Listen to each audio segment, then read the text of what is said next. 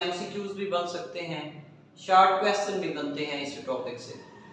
तो बड़ा interesting topic है और आसान टॉपिक है और एग्जामिनेशन पॉइंट ऑफ व्यू से उतना ही ये अहम भी है जितना ये आसान है। सबसे पहले हम ह्यूमन ब्रेन की बात करेंगे आज के टॉपिक में और फिर हम ये देखेंगे कि ह्यूमन ब्रेन के पार्ट्स कौन कौन से होते हैं और ब्रेन का कौन सा पार्ट कौन सा फंक्शन परफॉर्म करता है। तो टॉपिक है हमारा ह्यूमन ब्रेन। ह्यूमन ब्रेन की अगर हम बात करें तो ये हमारे हेड रीजन में प्रेजेंट है और इसका जो वेट है, मेल के अंदर इसका वेट 1300 ग्राम मीन्स 1.3 kg होता है और फीमेल के अंदर इसका वेट थोड़ा सा कम होता है, 1200 ग्राम मीन्स 1.2 kg होता है।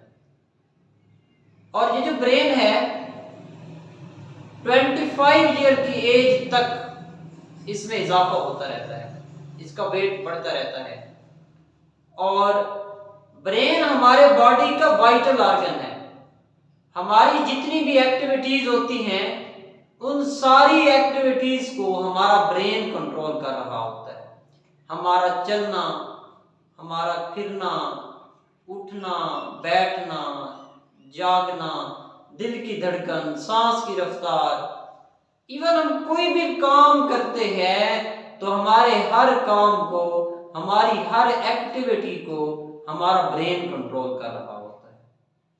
तो brain is vital organ that control all activities of body. Body की जितनी भी एक्टिविटीज हैं वो सारी इसी के कंट्रोल में होती हैं। अब सबसे पहले हम ये बात करते हैं कि ब्रेन को कैसे प्रोटेक्ट किया गया है। ये इतना वाइटल ऑर्गन है तो हमारे बॉडी के अंदर इसको, जो हमारी स्कल है, स्कल के अंदर इसको बंद किया गया है, इसको प्रोटेक्ट किया गया। तो प्रोटेक्शन के लिए सबसे पहली चीज जो कि ब्रेन की प्रोटेक्शन के लिए है वो क्रेनियम है, बोनी स्ट्रक्चर है। ये बोनी स्ट्रक्चर जिसमें हमारा ब्रेन इनक्लोज है इसको हम क्रेनियम कहते हैं और इसका काम होता है हमारे ब्रेन की प्रोटेक्शन। तो ये स्कल का पार्ट है क्रेनियम, इसका ये बोनी स्ट्रक्चर होती है और इसका फंक्शन क्या है, प्रोटेक्शन ऑफ ब्रेन। तो ब्रेन की प्रोटेक्शन के लिए जो सबसे पहले हमने स्ट्रक्चर पढ़ी वो कौन सी है, क्रेनियम। क्रेनियम क्या है, बोन्स की बनी हुई स्ट्रक्चर है, हमारे ब्रेन के बाहर होती है, इसका काम होता है ब्रेन को प्रोटेक्ट करना और क्रेनियम असल में ये स्कल का एक हिस्सा है। सेकंड जो स्ट्रक्चर हमारे ब्रेन की प्रोटेक्शन के लिए है उसको हम कहते हैं मेनिंजेस। ये हमारी अगर क्रेनियम है, सबसे बाहर जो बोनी स्ट्रक्चर जिसको हम क्रेनियम कहते हैं, तो इस क्रेनियम के बिल्कुल नीचे 3 लेयर्स होती हैं, 3 थिन मेम्ब्रेन्स होती हैं। ये जो 3 मेम्ब्रेन्स हैं इनको कलेक्टिवली कहा जाता है मेनिंजेस।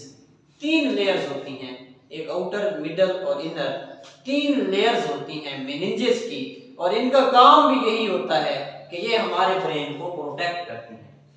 इसके अलावा ब्रेन के जो टिश्यूज होते हैं उनको न्यूट्रिएंट्स प्रोवाइड करना, उनको ऑक्सीजन प्रोवाइड करना भी इसी मेनिंजेस की लेयर्स का काम होता है। तो सेकंड प्रोटेक्शन हमारे ब्रेन की किसके जरिए है, मेनिंजेस के जरिए। नेक्स्ट थर्ड अगर हम बात करें तो एक चैम्बर होता है, उस चैम्बर के अंदर फ्लूइड होता है जिसको हम CSF या सेरिब्रोस्पाइनल फ्लूइड कहते हैं। ये कुशनिंग का काम कर रहा होता है, ये शॉक एब्जॉर्बर का काम कर रहा होता है और हमारे ब्रेन और बोनी स्केलेटन, जो बोनी हमारी स्कल है, उसके दरमियान फ्रिक्शन को भी कम से कम करता है। जिस तरह गाड़ियों के अंदर मोबिल ऑयल इस्तेमाल होता है, फ्रिक्शन को कम करता है, तो हमारी ये जो मेनिंजेस की लेयर्स होती हैं ये भी प्रोटेक्शन कर रही होती हैं, और साथ साथ ये जो फ्लूइड है सेरिब्रोस्पाइनल फ्लूइड, ये भी कुशनिंग इफेक्ट पैदा कर रहा होता है, ये भी हमारे ब्रेन को शॉक से बचा रहा होता है। तो ब्रेन की प्रोटेक्शन के लिए हमने 3 चीजें देखनी। सबसे पहले क्रेनियम, मेनिंजेस की लेयर, और थर्ड हमने देखा सेरिब्रोस्पाइनल फ्लूइड। नेक्स्ट अगर हम ब्रेन की बात करें तो ब्रेन को 3 हिस्सों में डिवाइड किया गया है, फोर ब्रेन, मिड ब्रेन और hind brain. Fore brain, mid brain और हाइंड ब्रेन के 3 हिस्से बनाए गए। फोर ब्रेन जो है ये हमारे ब्रेन का सबसे बड़ा हिस्सा है। Largest part of our brain is forebrain, और इसके बारे में हम कहते हैं कि ह्यूमन के अंदर ये बहुत ज्यादा डेवलप्ड फॉर्म में होता है। इसके 3 हिस्से हैं, थैलेमस, हाइपोथैलेमस और सेरिब्रम। याद रखना है 2 पार्ट्स हैं, इनके नेम समटाइम मिक्स हो जाते हैं, सेरिब्रम और सेरिबेलम। फोर ब्रेन में भी आर आता है और सेरिब्रम में भी आर आता है। तो सेरिब्रम जो है दोनों के अंदर आर, फोर ब्रेन के अंदर भी आर और सेरिब्रम के अंदर भी आर। तो सेरिब्रम जो है ये फोर ब्रेन का पार्ट है। तो सबसे पहला जो पार्ट है इसको हम कहते हैं थैलेमस। अगर हम यहां पे देखें तो ये थैलेमस दिखाया गया है। थैलेमस जो है ये प्रेजेंट होता है, जो ऊपर हमने हिस्सा दिखाया है सेरिब्रम के नीचे होता है। तो सबसे पहली बात हमने थैलेमस की लोकेशन क्या देखी कि it is present below cerebrum. Second हम इसके फंक्शन की बात करते हैं कि ये रिले सेंटर का काम करता है। किसके दरमियान? ब्रेन, स्पाइनल कॉर्ड और बॉडी के मुख्तलिफ हिस्सों के दरमियान ये रिले सेंटर का काम कर रहा होता है। इसका मतलब ये है कि बॉडी से इंफॉर्मेशन आती हैं, उन इंफॉर्मेशन को डायरेक्शन देना ब्रेन की तरफ और स्पाइनल कॉर्ड की तरफ, ये किसका काम होता है? फोर ब्रेन का काम होता है। और फोर ब्रेन के कौन से हिस्से का? थैलेमस का काम होता है। ये बॉडी के सारे हिस्सों से इंफॉर्मेशन को रिसीव करता है, उनको मॉडिफाई करता है, लेकिन याद रखना है सिर्फ एक इंफॉर्मेशन इसके पास नहीं आती। ऑल्फैक्शन की इंफॉर्मेशन या नोज से जो इंफॉर्मेशन आ रही होती है वो थैलेमस के पास नहीं आती। बाकी बॉडी के जितने भी ऑर्गन्स हैं सब की इंफॉर्मेशन, सब पार्ट्स की इंफॉर्मेशन इसके पास आती है और ये इनको आगे फॉरवर्ड करता है ब्रेन के बाकी हिस्सों में। इसके अगर हम फंक्शंस की बात करें, pain perception, sleep and wake को कंट्रोल करना, ये सारा हमारे थैलेमस का काम होता है। थैलेमस के बाद जो दूसरी स्ट्रक्चर है जो आपको यहाँ पे नजर आ रही है, थैलेमस के बिल्कुल नीचे अलमंद शेप, बादाम के शेप जैसी, साइज जैसी, उसको हम कहते हैं हाइपोथैलेमस। हाइपो का मतलब बिलो और थैलेमस का मतलब थैलेमस, तो ये थैलेमस के नीचे होती है, इसको हम कहते हैं हाइपोथैलेमस।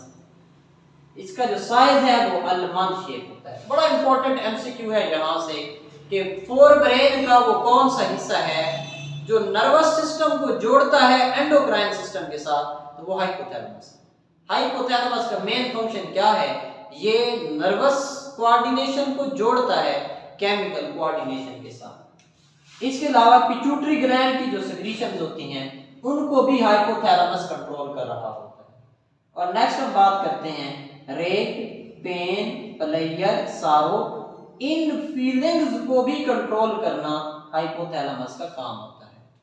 तो हाइपोथैलेमस के बारे में कौन सी बातें की? मिड ब्रेन, ये हमारा यहाँ पे ये मिड ब्रेन शो किया गया है, मिड ब्रेन के ये ऊपर होता है। सेकंड बात सेरिब्रम के नीचे होता है। अलमंद जितना इसका साइज होता है, बादाम जितना, और इसका फंक्शन क्या है? ब्रेन को नर्वस सिस्टम को कनेक्ट करवाता है केमिकल कोऑर्डिनेशन से, नर्वस कोऑर्डिनेशन और केमिकल कोऑर्डिनेशन का लिंक है। और पिट्यूटरी ग्लैंड की सेक्रीशन को कंट्रोल करता है। हमारी फीलिंग्स को भी इसी पे कंट्रोल करना होता है, रेक, पेन, प्लेजर, सारो को कंट्रोल करता है। तीसरा पार्ट सेरिब्रम, यहाँ पे आप देखो जितना भी ये फोल्डेड पोर्शन दिखाया गया है ये सारा सेरिब्रम है। सेरिब्रम जो है ये क्रेनियम के अंदर हाईली फोल्डेड फॉर्म में पड़ी होती है। और फोर ब्रेन के जितने भी हिस्से हैं उन सारे हिस्सों में जो सबसे बड़ा हिस्सा है वो सेरिब्रम होता है। और इसका फंक्शन ये होता है कि ये स्केलेटल मसल को कंट्रोल करता है, थिंकिंग को, इमोशंस को।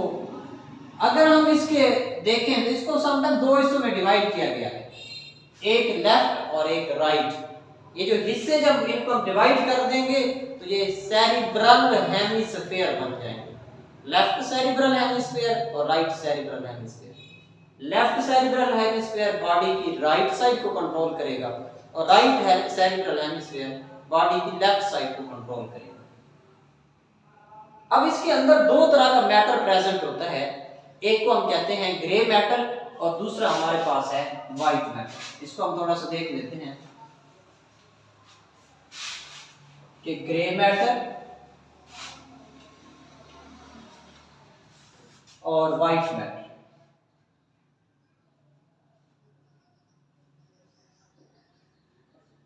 इन दोनों का डिफरेंस भी समटाइम शॉर्ट क्वेश्चन में पूछा जाता है कि ग्रे मैटर और व्हाइट मैटर में क्या डिफरेंस है।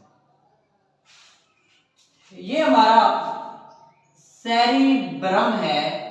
सेरिब्रम का जो बाहर वाला रीजन है इसको हम कहते हैं सेरिब्रल कॉर्टेक्स। सेरिब्रल कॉर्टेक्स के अंदर मौजूद होता है ग्रे मैटर। सेरिब्रल कॉर्टेक्स के अंदर क्या है? Grey matter. सेरिब्रल कॉर्टेक्स के बाहर ग्रे मैटर। लेकिन अगर हम अंदर वाली साइड पे देखेंगे तो अंदर वाली साइड पे होता है व्हाइट मैटर। तो पहला हम इनके दरमियान डिफरेंस बता सकते हैं कि ग्रे मैटर कहां पे होता है?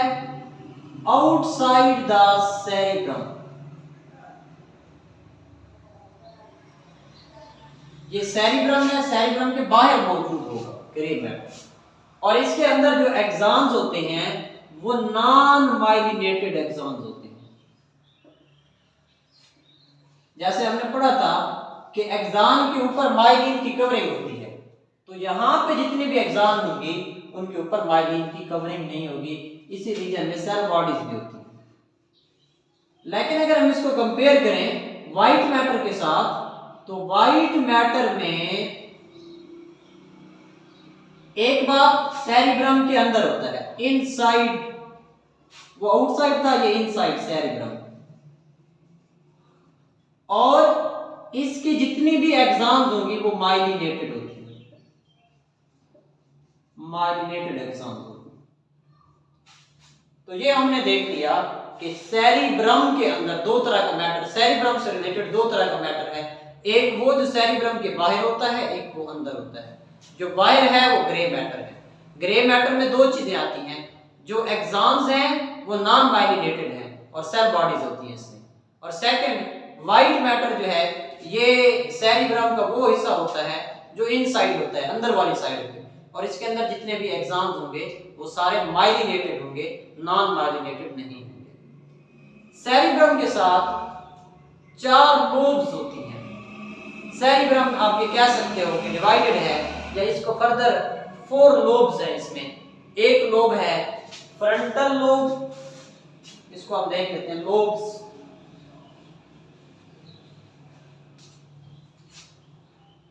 Frontal lobe. सेकंड है टेम्पोरल लोब। थर्ड है पेराइटल लोब और नेक्स्ट है ऑसिपिटल लोब। 4 लोब्स हैं जो कि सेरिब्रम के साथ लिंक होते हैं। फ्रंटल लोब, फ्रंटल लोब जो है इसका काम ये होता है कि मोशन या मूवमेंट ड्यूरिंग स्पीच, बोलने के दौरान जो हम मूवमेंट्स कर रहे होते हैं उनका मैसेज फ्रंटल लोब के पास आता है। इसके अलावा स्केलेटल मसल्स, उसका मैसेज भी फ्रंटल लोब के पास आता है।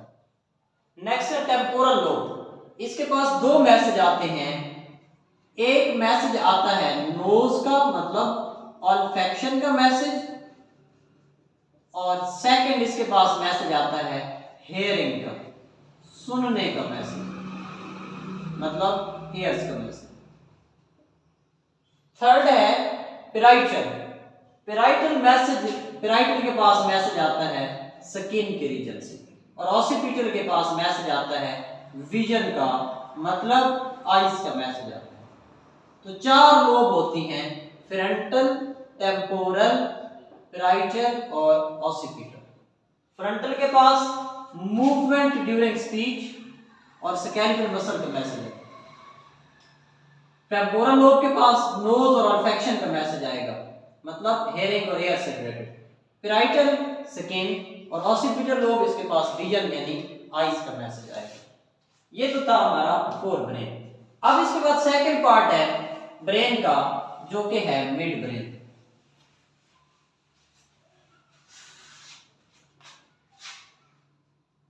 मिड ब्रेन, अगर हम मिड ब्रेन को देखें तो मिड ब्रेन क्या है, ये कनेक्ट करवाता है किसको, फोर ब्रेन को हाइंड ब्रेन के साथ। Connection of fore brain with hind brain. Fore brain को हाइंड ब्रेन के साथ कनेक्शन करवाना, ये यहां पे हमारे किसका काम है, मिड ब्रेन का काम होता है। इसके अलावा ऑडिटरी रिफ्लेक्स,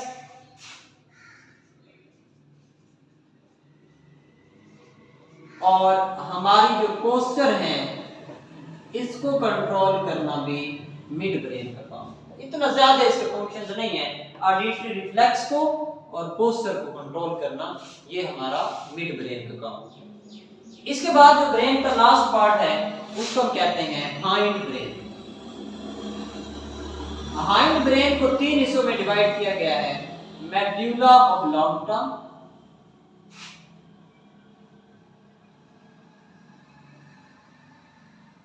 सेरिबेलम, और थर्ड है पोन्स। 3 हिस्से हैं, मेडुला ऑब्लांगटा, सेरिबेलम और पोन्स। मेडुला ऑब्लांगटा जो है ये पोन्स के नीचे है, मेडुला पोन्स है, पोन्स के नीचे मेडुला, और ये कनेक्ट करवाता है किसके साथ, स्पाइनल कॉर्ड के साथ। क्या फंक्शन है इसका, पोन्स के नीचे होता है और ये ब्रेन को कनेक्ट करवा रहा है स्पाइनल कॉर्ड के साथ। मेडुला ऑब्लांगटा आपके ब्रेन